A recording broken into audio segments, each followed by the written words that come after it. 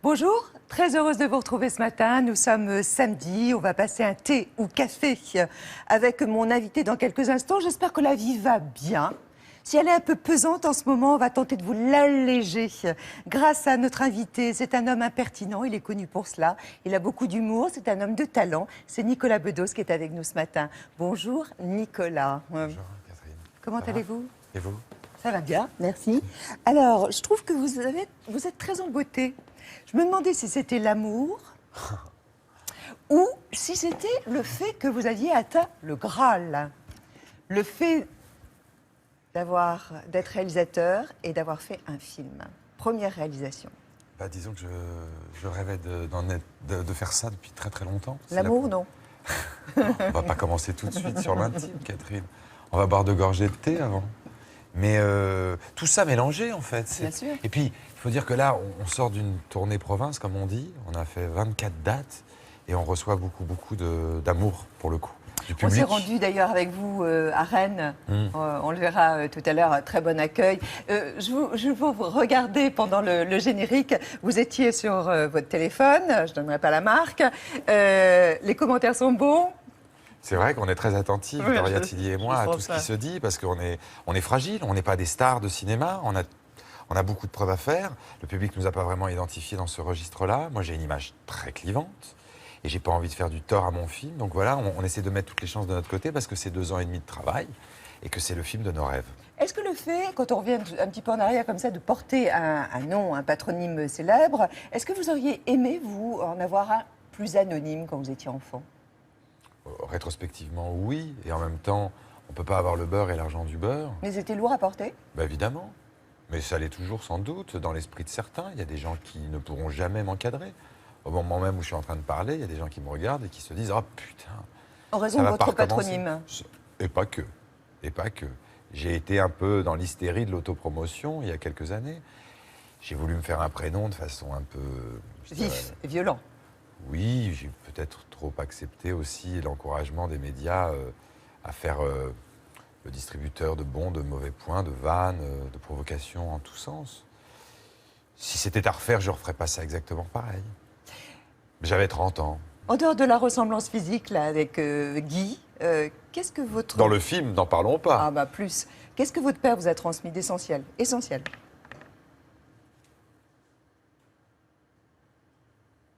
Certaines exigences, une certaine curiosité, le respect des gens de savoir aussi. À la table? La fréquentation des livres un peu. Ouais. Et de gens aussi connus, intelligents, brillants. Ça pouvait être Pierre Desproges, ça pouvait être Gainsbourg, Mitterrand, Sagan. J'ai beaucoup raconté à un moment donné dans les interviews que, à me lire, on avait l'impression que je prenais le petit déjeuner avec Gainsbourg et que je m'endormais en jouant du piano avec Barbara. C'est pas vrai. J'en ai un peu rajouté là-dedans. Mes parents sont pas mondains et ne passaient pas leur vie avec des grands noms de la chanson ou de la littérature. Il y a eu du passage, c'est vrai, mais c'était surtout... Des gens marquants tout de même. C'était surtout ce que mon père me racontait de ce qu'il avait vécu avec ces gens-là, et puis à travers leurs chansons, leurs livres. Mais j'ai plus profité des anecdotes de mon père que des personnages en eux-mêmes. Vous étiez déjà dans la séduction? Ça, oui. Adolescent? Oui, je voulais épater la galerie. J'ai toujours eu besoin de destinataires.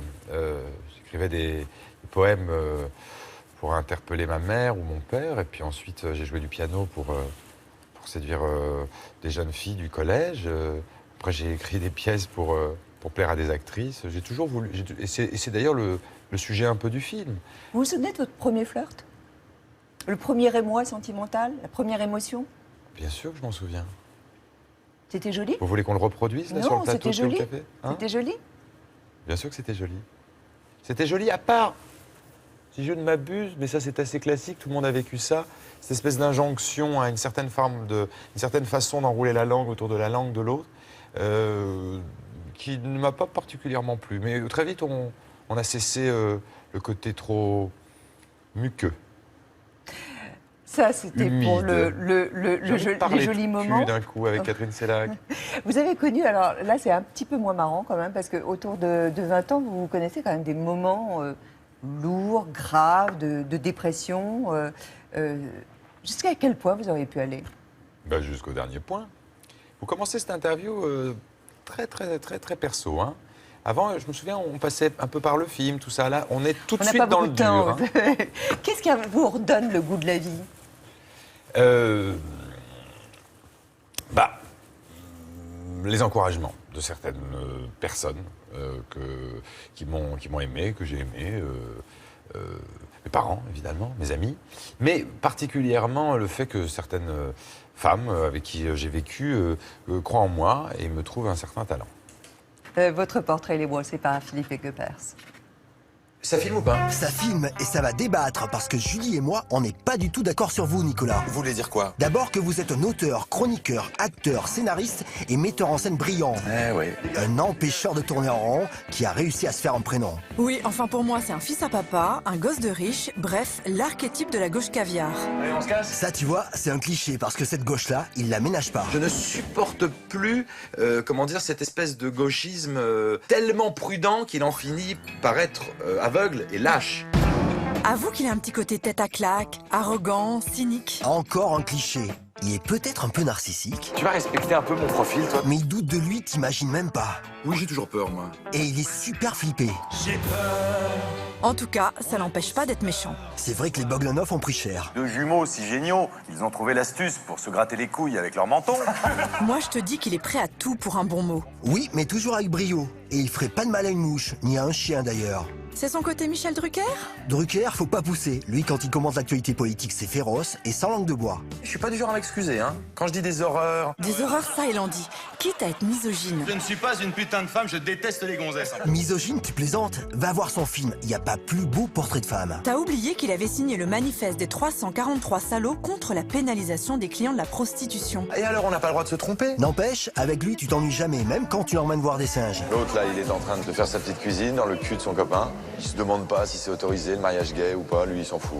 C'est fou ce qu'il aime faire le malin à la télé. T'exagères, parce qu'il dépoussière les Molières, et comme il est totalement libre, il noue la chemise. Pour bousculer les lignes. Je reconnais que ce genre de provocateur, on en a besoin par les temps qui courent. Ben, tu vois qu'on peut être d'accord. En quoi on se trompe sur vous? Non, tout est vrai, tête à claque, c'est vrai.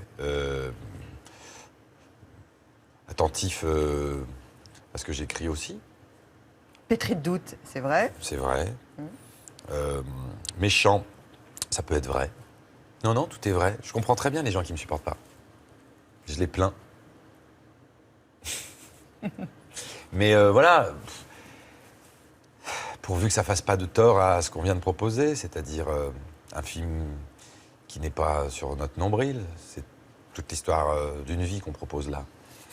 Alors c'est une fresque hein, d'un couple, Victor et Sarah. Victor c'est vous, Sarah c'est elle. C'est une histoire en fait que vous avez imaginée donc à deux. Comment vous avez partagé quand même les rôles?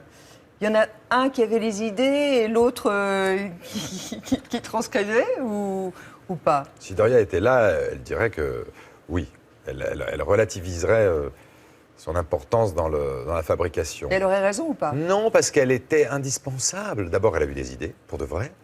Et d'autre part, c'est pour elle, par elle, à côté d'elle, que ce qui me venait. Et c'est une muse? D'une certaine manière, oui. Mais c'est pas au sens... j'étais pas dans l'épanchement sentimental pendant l'écriture de ce film. J'ai voulu travailler avec une actrice auquel je crois depuis des années. Je l'ai connue bien avant. Donc elle suscitait votre imaginaire? Susciter mon imaginaire. C'est une complice, en ceci qu'on a toujours le même goût. Que quand elle me dit « Oh là là, ça va trop loin », je lui fais confiance pour être la garante d'une certaine cohérence. Puis voilà, puis j'aime ce qu'il a fait rire, j'aime ce qu'il ne l'a fait... Je fais confiance à ce qu'il a fait pas rire.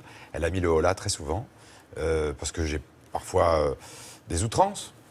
Mais voilà, tout ça s'est fait de façon très joyeuse. On est parti sur la base d'improvisation dans l'humour noir, dans la folie depuis des années. Et on a constitué un matériau, quasiment une sociologie du couple, en mélangeant ça avec des anecdotes de nos familles respectives. De vos vies? De nos vies, de mes souvenirs, d'autres histoires qu'on a pu avoir, d'histoires d'amis de mes parents, d'amis des siens. J'ai mis du Zelda Fitzgerald, du Paul Morand, du Picasso. Je suis un grand consommateur de biographies d'artistes. Et voilà. Et on a fait un grand portrait d'une femme de l'ombre. D'ailleurs, Nicolas, vous dites que vous êtes inspiré aussi des femmes de l'ombre, auprès justement d'hommes célèbres. Bien sûr. Ouais. Lesquels notamment?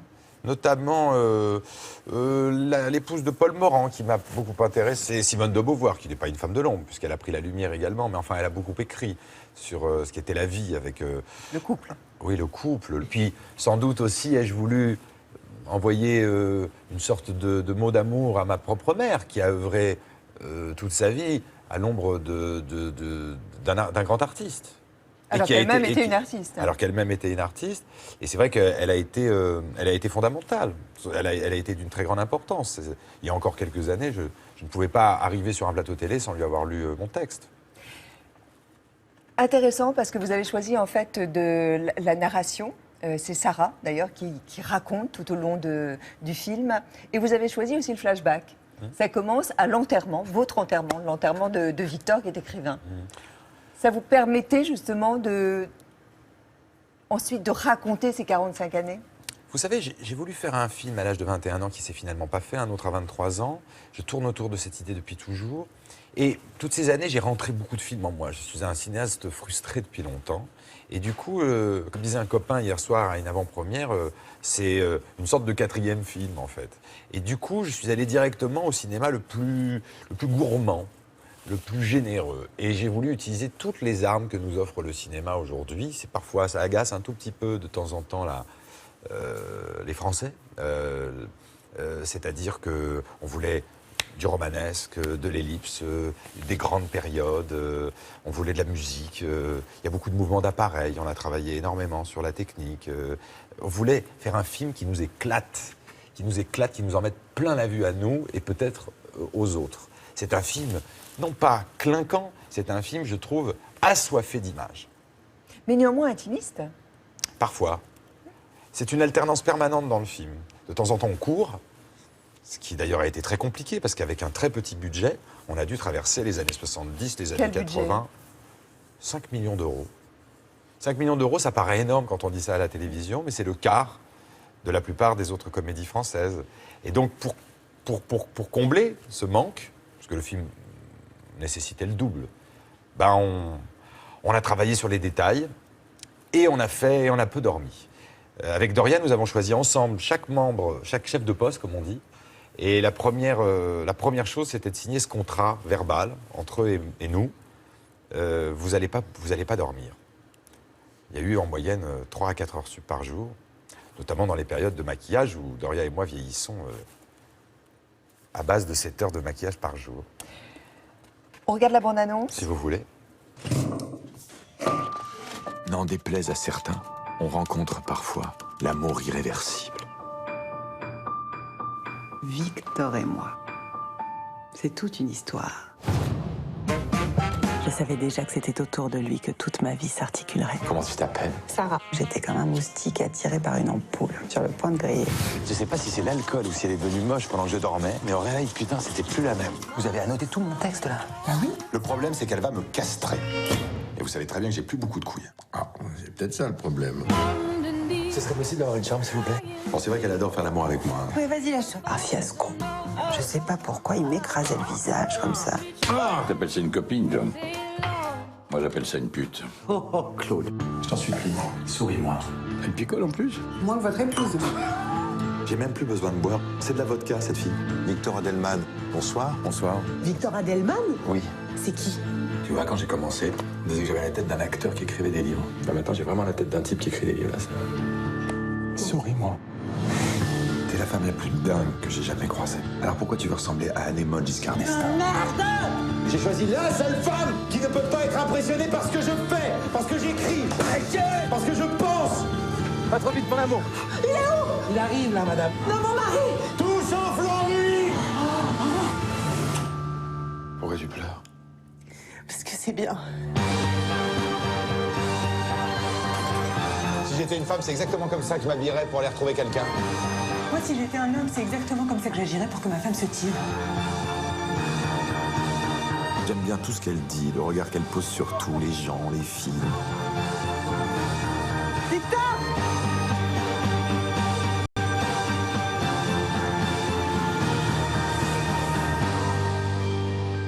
J'ai tout ce dont je rêvais. Victor, il n'a pas la part belle. Hein. Non, il n'a pas la part belle. Il est jaloux, il est aigri, il est pervers. Vous Il est l'aimez? drôle aussi, Vous parfois. l'aimez? Oui, il me fait de la peine. Il me fait de la peine. C'est une sorte d'hyperbole de tous les défauts que je peux avoir ou que je crains d'avoir. Le personnage que joue Doria, en effet, est plus élégant, plus digne, plus fort, plus... Mais comme le sont souvent les femmes, c'est pas pour faire de la flagornerie. Hein. C'est même le cerveau. Complètement. On n'en dira pas davantage parce qu'il y a beaucoup de retournements de situation dans le film, mais il est certain que c'est peut-être un roman qu'elle a écrit tout ça.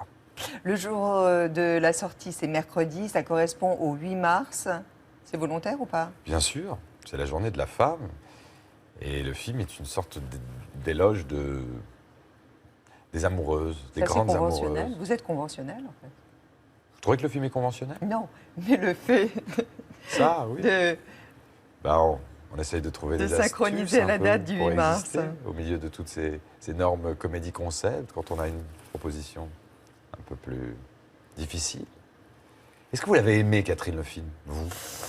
Vous ne seriez pas là si je ne l'avais pas aimé. On vous a retrouvés aussi tous les deux parce que vous faites le tour de France. Ça vous J'adore plaît, ça. C'est Ah ce que oui. j'allais vous demander. Ah oui, j'adore ça. C'était à Rennes, c'est le hasard, hein, en Bretagne, et vous étiez il y a quelques jours devant un public qui était venu pour vous rencontrer, et puis évidemment pour voir le film. Philippe Guepers et Loïc Baffier vous ont accompagné ce jour-là. On va à Rennes et il paraît que la salle est pleine à Rennes. On prend des trains pour aller se faire applaudir. C'est quand même bizarre comme job. Qu'est-ce que vous emportez avec vous quand vous partez en promo comme ça? Des capotes. Mon actrice principale. J'ai semblant de travailler. Vous avez l'air hyper serein. Non, c'est pas vrai. On n'est pas hyper serein. Souvent, la sortie d'un film qui est extrêmement terrorisante est précédée par un très grand manège de débats, de conversations, d'interviews. Ça permet quand même de pas trop y penser. D'ailleurs, c'est pour ça qu'il y a beaucoup de gens qui font des dépressions, des réalisateurs qui font des dépressions, parce qu'ils ont tout donné. Et puis le mercredi à 15h, il se passe plus rien. Vous y pensez à ça? Bah, je sais que ça va arriver. Vous faites quoi pour l'apaiser? Elle m'apaise pas, Doria. Je la pèse pas, moi je me... C'est pas son truc. Je vais ailleurs, moi. Elle va ailleurs. Elle sauve sa peau. Non, Je c'est sauve pas... ma peau, ouais. Non, parce que j'ai essayé. Ouais. Et comme j'ai pas trouvé, j'ai lâché l'affaire. Parce qu'au bout d'un moment... La gare de Rennes, notre terminus. Voilà. Allez, on y va. Mais pourquoi tu cours? On va à la radio. On va à Radio Bleu. Parce qu'on est en retard, en fait, on passe en direct dans 3 minutes. France Bleu, il y a France Bleu. Putain, on a trouvé le France Bleu de Rennes. Merci Nicolas. Bonjour, enchanté. Bienvenue donc à Nicolas Benoît, c'est à Doria Tillier. Allez, un petit extrait de la bande-annonce du film à voir ce soir au Gaumont de Rennes. Au Gaumont de Rennes, on va rencontrer le public, on adore ça. Si Maupassant n'était pas passé avant nous, on l'aurait pu l'appeler Une vie. Le film, il nous fait traverser une vie à tout berzingue.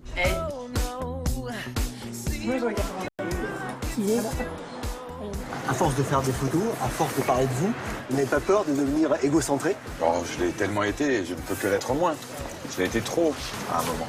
Il y a un côté un peu DSK, là, d'un coup, mais... C'est cool. Grand bonheur. Grand monsieur. Ça représente quoi pour vous, la sortie d'un film? C'est pas la sortie d'un film, c'est la sortie de notre film. C'est le plus grand projet de ma vie. J'ai l'impression que elle va accoucher dans 3 jours. J'en fais un peu beaucoup. Allez, go! Bonjour. On a fait combien d'entrées ce soir? J'ai fait tous les cinémas. Ça, c'est la concurrence. On va donc retourner ce panneau vite fait. Ça sort le même jour. Là, il se passe quoi, là? Il y a le générique. Ça va Ah, Souchon. Carrément méchant, jamais content.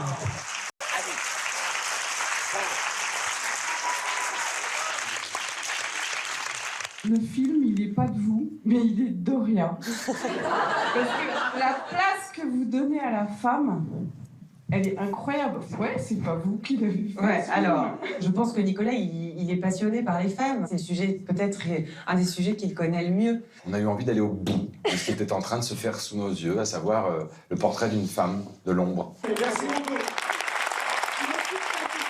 Magnifique famille, j'ai adoré. Et vous serez de beaux vieux tous les deux. Hein. Oui. Vous avez la chance, on a vu vos visages vieillir, ça c'est génial. C'était magnifique là ce qui s'est passé. C'était très joyeux. Ouais. La dernière. J'embrasse. Vous faites quoi là maintenant pour décompresser? On va se coucher. Parce que demain, une autre vie nous attend. Et il faut garder le plaisir intact et l'énergie aussi, parce que c'est l'énergie. Il y a des gens au café là, et ils te pointent du doigt, ils disent ah, c'est Nicolas Bedos, avec la meuf de la VT. Ça, dans 3 semaines, c'est terminé. Oui, c'est un petit chagrin pour elle de penser qu'elle est encore Mademoiselle Météo de Canal+. Elle a adoré ça. Non, elle le revendique. Elle m'a dit une fois, c'était pas du tout un tremplin pour le cinéma quand elle faisait ça. Elle adorait Michel Denisot, Renaud Levanquin, les gens avec qui elle travaillait.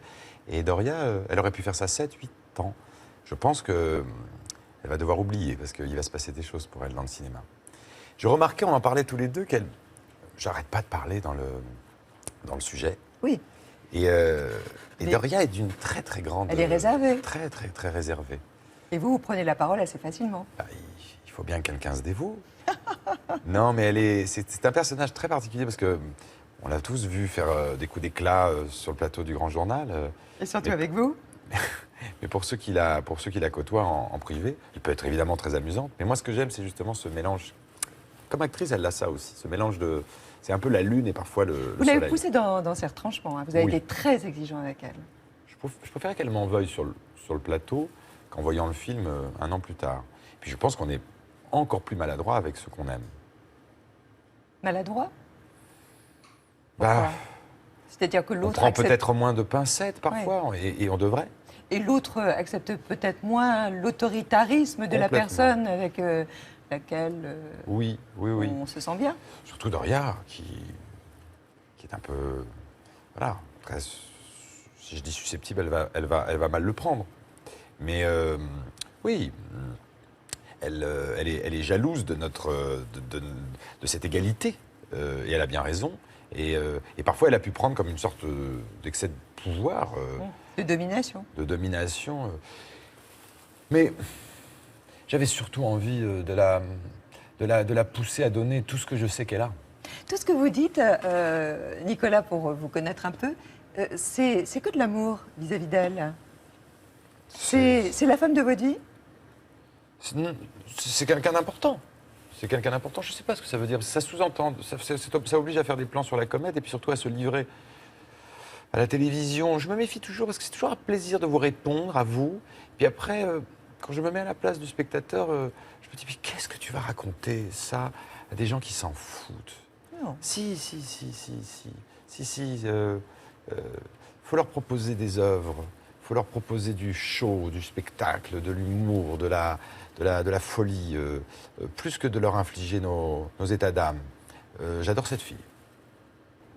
Et le second rôle, enfin, c'est pas un très bon mot, ce second rôle, mais il y a un rôle un peu moins important, c'est celui de Denis Podalides, Il est génial. Qui est le psy, qui est formidable. Il y a Pierre Arditi qui joue votre père, il y a Christine Millet qui joue votre mère. Comment vous les avez choisis? Zabou Bretman. Zabou.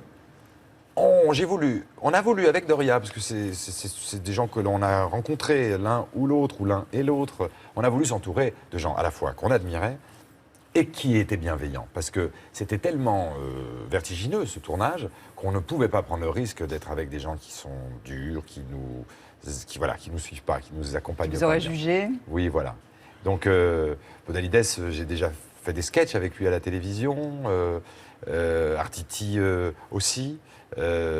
Zabou a une passion pour Doria réciproque et ne nous veut que du bien. Bref, quand on a des amis qui ont du talent, c'est bien. Vous avez choisi aussi dans votre équipe plus technique des gens aussi qui vous ont accompagné. Je pense à la chef maquilleuse. Ah oui, bien sûr. Très importante dans le Lisa, film. qui a un boulot fou et qui était, comment dire, une sorte de général, oui, une sorte de militaire. Elle avait parfois une passion pour ce projet qui, non pas dépassait la nôtre, mais qui était autonome. Il lui arrivait parfois de me disputer parce qu'elle voulait que je reste une demi-heure, 3/4 d'heure de plus pour fignoler un détail. J'adore les gens passionnés. C'est magnifique, la passion des gens. C'est Léa Shankar. Il y en a une autre qui a été aussi passionnée, et Dieu sait si ça a été long, puisqu'elle a eu 7 mois de travail avec vous. C'est votre monteuse. Annie Danchet. Alors les monteurs, bon, ça intéresse pas toujours le grand public, mais ils ont leur part de responsabilité dans la réussite ou dans l'échec. Ils peuvent faire film. un bon ou un mauvais film. Mais évidemment. Alors toutes les deux. Non. Si. Ah bah ça me touche énormément. Ah, bah, tant mieux, elles ont croisé leur regard sur vous. C'est Nicolas. magnifique.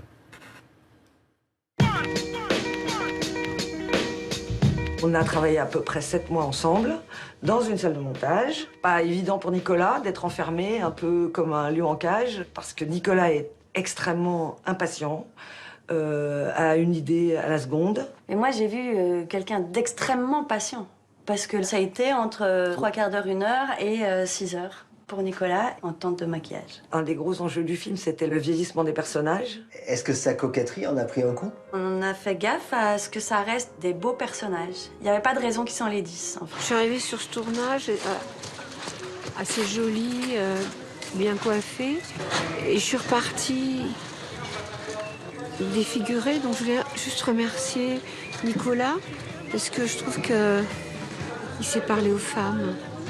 Nicolas était très exigeant. C'est quelqu'un qui travaille tout le temps, le jour, la nuit. Je recevais des mails à 4 h du matin. Il avait passé la nuit à penser à son film. Faut être un sacré bosseur pour bosser avec lui. Nicolas n'est pas forcément quelqu'un qui est d'humeur égale. Par contre, d'énergie égale, ça, ouais. Ouais, genre, you are talking to me? Sur le tournage, il savait ce qu'il voulait. Il a été parfois très autoritaire avec les gens. Doria, il l'a poussée dans ses derniers retranchements. C'était pour qu'elle soit contente aussi d'elle-même. Mais je crois qu'elle a toujours envie d'être le meilleur. Il veut être les meilleurs et il veut qu'on soit les meilleurs aussi. Enfin, et du coup, ça a été hyper stimulant. Pour moi, c'était aussi très agréable d'avoir affaire à quelqu'un d'intelligent et de sensible. Avec le revers de la médaille, c'est que les gens sensibles sont des gens compliqués. C'est quelqu'un de brillant, d'attachant. C'est un peu comme les enfants. Il sait qu'il peut être désagréable, il en a pas envie, il pousse un peu le bouchon, mais en même temps, il est très malheureux si ça se passe mal. Et c'est ce qui fait, à mon avis, c'est ce qui fait tout son charme. Ça me touche tellement, cette séquence. Vous ne pouvez pas imaginer, Catherine. C'est formidable d'avoir fait ça. Parce que souvent, on prend des images de copains un peu people, un peu connus et tout. Et je suis sincèrement ému parce que c'est des gens avec qui on passe vraiment du temps. Je ne dis pas qu'on passe pas du temps en vacances ou à table avec des amis, mais ça devient des amis. On vient de traverser des épreuves, des doutes, des nuits blanches. C'est très puissant ce qui s'est passé avec Annie et Lisa notamment, mais je pourrais citer Aude et Nicolas et plein d'autres. Et puis d'autre part, j'ai de l'estime pour ces deux nanas. Elles ont fait plein de films, elles sont très très intelligentes, très pointues, très cinéphiles. Elles ne me laissaient rien passer. Je suis bouleversé, je les embrasse. Quand vous êtes vu pour la première fois dans la peau d'un homme âgé, ça vous a fait un sale coup? Doria a ressenti plus de choses que moi. J'étais dans le boulot, je regardais le résultat. Vous savez, quand on réalise un film, on a la responsabilité de tout. Il y a des moments où j'ai vécu une sorte de valse intérieure avec mon propre père. Mon père beaucoup plus fatigué et cassé qu'il ne l'est dans la vie. Il va très bien. Je l'ai eu au téléphone il n'y a pas longtemps. C'est un enfant à côté de ce... Il a vu le film? Oui. Alors? Bah écoutez, il a trouvé ça bien. Il a trouvé ça bien. C'est le genre de cinéma qu'il aime parce que, voilà, rire des choses les plus graves, ne pas être dans le niaiseux, être méchant puis tendre, il aime ça. Qu'est-ce que vous avez appris de vous-même sur le tournage? Doria, moi, toute l'équipe, on a appris qu'on était capable d'aller plus loin que nos nerfs nous laissaient penser, nous laissaient penser jusque-là. Et qu'est-ce que vous avez appris l'un de l'autre, bien que vous vous connaissiez bien? Que des bonnes choses ou pas? Je pense en quelques mots que ce film nous a forcément rapprochés car ça a achevé de nous prouver qu'on avait des goûts communs, une estime absolue l'un pour l'autre. Et en même temps, je pense que ça abîme. 2 ans l'un sur l'autre, c'est pas quelque chose que je conseille à tout le monde. C'est pas bien. Il faut se manquer dans la vie, il faut se surprendre, il faut s'éloigner un peu l'un de l'autre. Or là, en plus, on nous bombarde de questions personnelles. Je suis pas sûr que ça soit très sain. Et vous êtes père de famille dans le film? Ouais. Alors? Père de famille discutable. Oui, de 2 enfants. Ça nous faisait rire. Ça nous faisait rire de casser un peu la paternité et la maternité. Il y a une injonction un peu à être des parents parfaits. Ils ne le sont pas du tout. Et ils ont un enfant navrant. Ça nous faisait beaucoup rire parce que, comme à un moment donné, quand ils sont jeunes, dans les années 70, ils sont très intellos, ils lisent, ils sont convaincus quand elle est enceinte qu'elle va mettre au monde Nabokov ou Mozart, puis ils se retrouvent avec un garçon très décevant, pas très inspiré, pas très charmant, pas très gentil non plus. C'est nul, quoi. Et vous l'aimez pas beaucoup? Et on l'aime pas beaucoup. Et c'est un tabou qui est explosé par là, mais ça existe. J'ai connu dans mon entourage des parents avec qui, voilà, c'est horrible. Si ça m'arrivait, je pense que je serais l'homme le plus malheureux du monde. Mais j'ai vu ça. Parfois, sur 2, 3 enfants, eh ben, il y en a un qu'on n'aime pas ou qu'on aime moins. Vous n'hésitez pas à vous transgresser les interdits. Hein. Ah oui, y C'est ça compris que vous aimez. celui de la fidélité, toutes ces notions-là. Il y a quelque chose d'un peu sportif dans le film. Il y a autre chose de sportif. Très sportif. C'est une épreuve physique. Ça s'appelle un dos à dos. Allez, On y va? c'est rien à côté de ce qu'on a vécu. 2 ados avec vous, Nicolas Bedos, c'est des réponses du tac au tac. Qu'est-ce qui est insupportable quand on partage votre vie? Presque tout. Au cinéma, qu'est-ce qui peut vous faire détourner les yeux de l'écran? Le sommeil et l'ennui. Le luxe dont vous ne pourriez pas vous passer? La mer. La pire approche de drague que vous ayez testée? Il y en a une dans le film qui n'est pas à piquer des hannetons, de s'approcher d'une femme et de lui dire sans aucun préliminaire qu'on a envie d'elle tout de suite. Ça, c'est pas chic. Et il faut avoir bu beaucoup pour en arriver là. En tout cas, moi. Aimeriez-vous être votre ami? Oui. Si vous pouviez atteindre dans 90 ans en gardant soit l'esprit, soit le corps de vos 30 ans, qu'est-ce que vous choisiriez? L'esprit. Un cauchemar chez vous récurrent? Être empoisonné. Vous écrivez un sexto à votre compagne que vous envoyez par mégarde à une connaissance. Comment vous vous rattrapez? Je me rattrape pas. Je laisse la personne y croire. Et je m'amuse à lire sa réponse et ce qu'il en suit. La chose la plus romanesque que vous ayez faite par amour? Je me suis suicidé. C'est romanesque, non? Drôle de définition du romanesque. Dans un roman, ça, je vous assure que l'intrigue est relancée. Hein. C'est sûr, dans un film aussi. Hein. Bon. Allez-y, Nicolas. Non. Nicolas, un tue l'amour rédhibitoire? Le manque d'humour. Est-ce que vous avez toujours une addiction à la boisson? Non. Au tabac? Oui. Le compliment que vous détestez qu'on vous fasse? Je les accepte tous, Catherine. Faites pas de tri, hein? Bon. Tout est bon. Sur une échelle de 1 à 10, à quel point vous êtes heureux dans la vie? Un bon 4, et franchement, c'est super. Ah, même pas la moyenne. Est-ce que vous avez déjà utilisé les services d'une prostituée? Non, jamais. Avez-vous déjà... Mais j'en tire aucune fierté. Hein.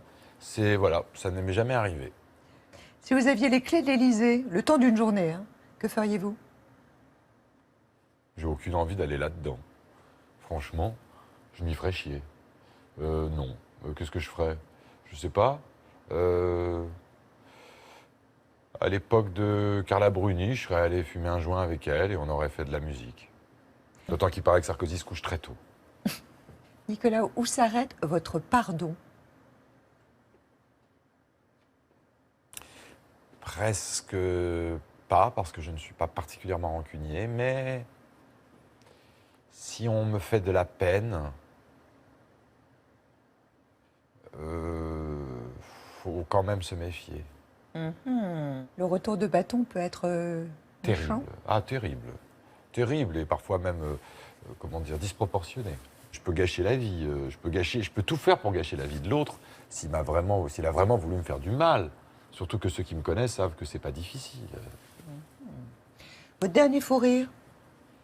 Oh, il y a 4 minutes avec votre équipe. Ah oui, vous avez de quoi? On se moquait de vous, Catherine. Non, c'est pas vrai. Non, c'est pas vrai. Ah, moi, ça me fait rire. Vous avez écrit la musique du film? Oui. Pourquoi? Pour toucher les droits d'auteur? Non, on n'avait plus d'argent et puis j'adore ça. C'est mon violon d'Ingres à moi. Mais non, c'est pas un violon, c'est un piano. C'est un piano d'Ingres, voilà. Voilà. Mais il n'aimait pas le piano, Ingres. Alors on va dire c'est quoi? C'était le piano de Delacroix. Il est là, le piano. Oh non! Si! Oh là là, va falloir s'il faire vous des boulots. plaît. Faut bosser chez vous en Mais fait. bien hein. sûr! Vous êtes là pour ça. On Bon. aimerait écouter la bande originale du film. Un morceau du film. Ouais, Monsieur et Madame Adelman. Catherine, ça c'est. Il y a le morceau, il y a la séquence de la mère qui va mal tourner. Quand mon personnage écrit un livre qui la bouleverse et qui la tue. Arditi est à la chasse et ça commence sur elle qui monte les escaliers.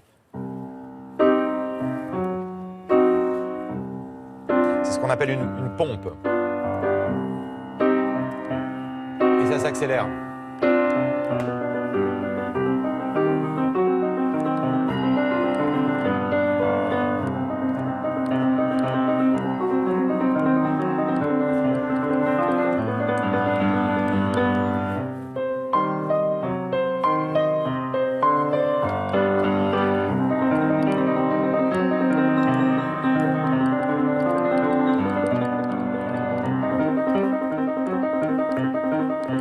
Et là, ça va mal tourner.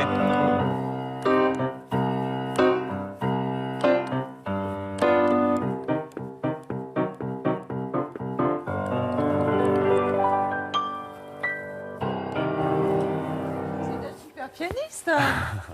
Bien, j'aime Mais ça. vous oui. avez appris très tôt? Ah oui, oui, ça m'a toujours plu. Et on a fait avec Philippe Kelly, que je dois citer, qui a composé avec moi des choses et qui a orchestré aussi.